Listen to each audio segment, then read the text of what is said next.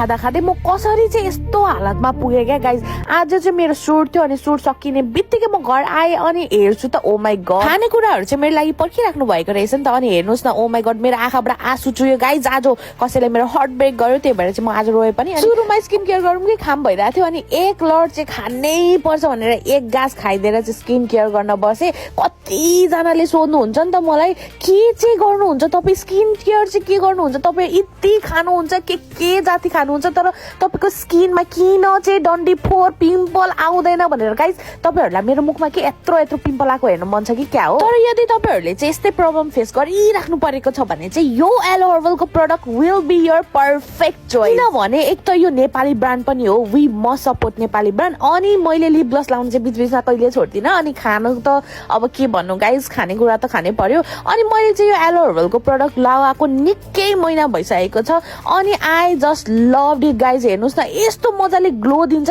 Night skin care नगरी चाहिँ म सुत्दिनँ आचेल। मेरो स्किनमा केही नआउनुको रिजन भनेको चाहिँ यही एलो हर्बलको प्रडक्ट रहेको छ। नेपाली ब्रान्ड, नेपाली केयर, हाम्रो नेचुरल इन्ग्रेडियन्टबाट बनाइएको केमिकल फ्री प्रडक्ट रहेको छ। अनि गाइज यो मासु चाहिँ मैले मेरो छोराहरूको लागि राखिदिएको, आई मिन जोजो र टमीको लागि। अनि यति मिठो लाग्छ मलाई, यस्तो क्रेभिङ हुन्छ खानेकुराहरूको।